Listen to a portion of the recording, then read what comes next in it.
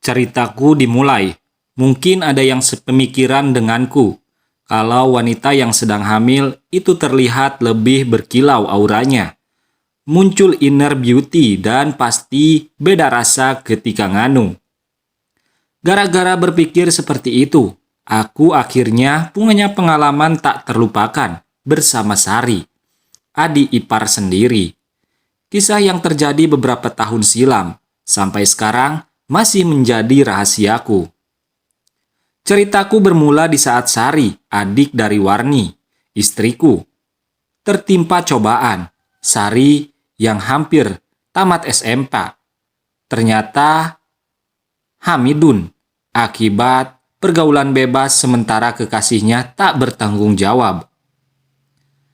Bagi keluarga besar Pak Darjo, mertuaku, kasus Sari tentu menampar wajah dan bakal menjadi aib bagi kehormatan keluarga.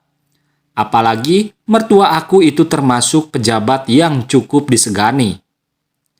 Walau cuma menjabat sekretaris desa, tapi Pak Darjo sangat dihormati warga.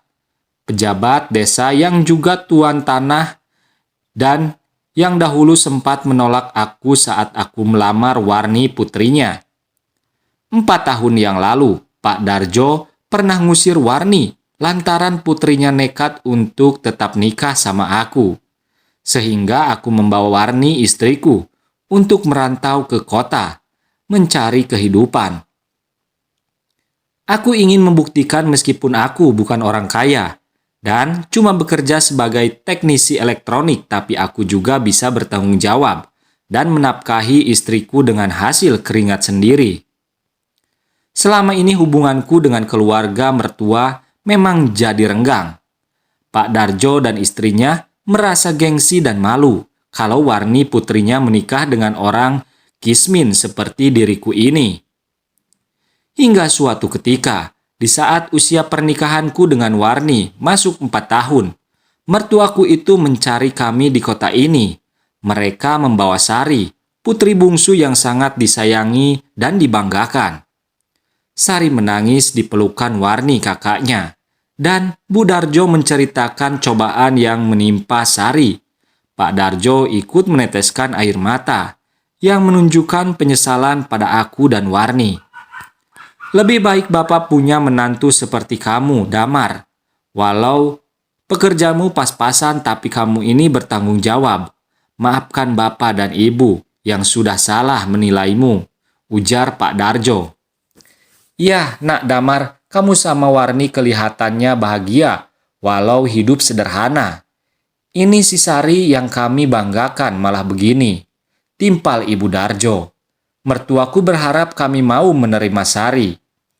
Mencegah aib keluarga, Sari harus dipindah untuk sementara waktu, agar nama baik mertua aku tetap terjaga di desa. Sebelum perutnya Sari mulai membesar dan melahirkan tanpa suami.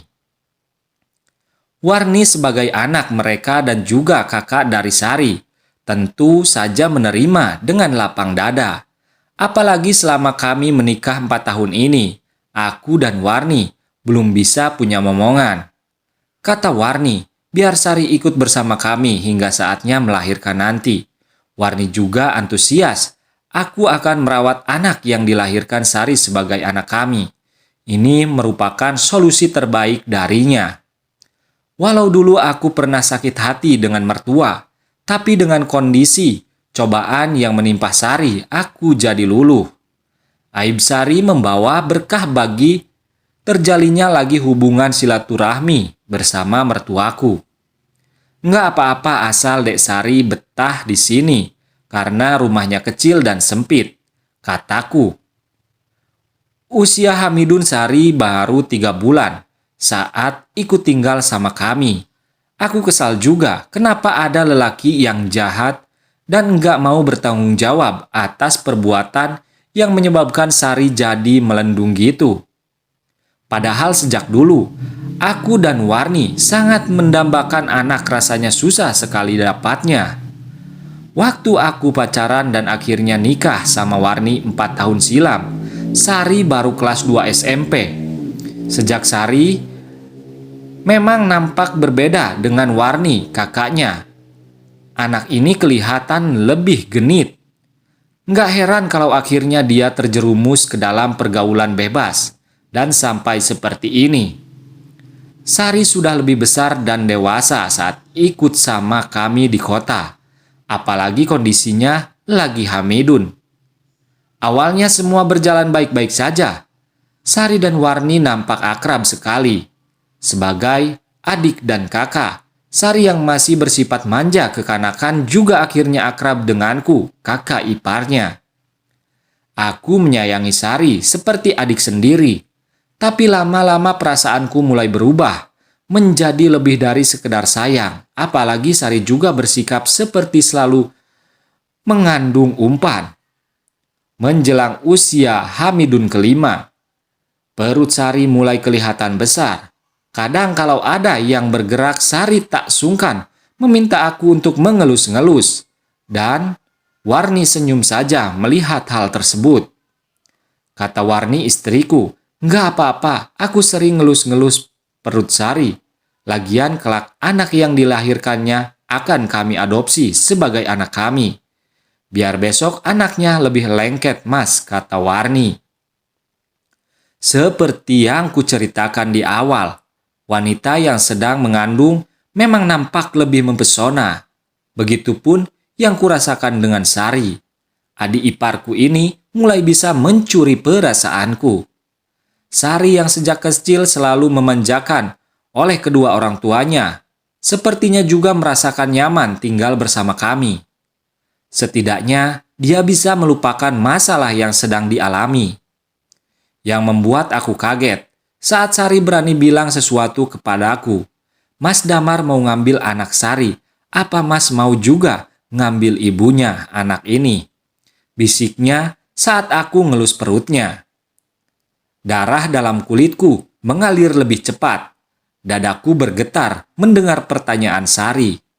Apalagi sorotan mata adik iparku itu menatapku penuh harap. Aku merasa tak bisa mengendalikan diri. "Maksud Dek Sari," jawabku dengan suara bergetar.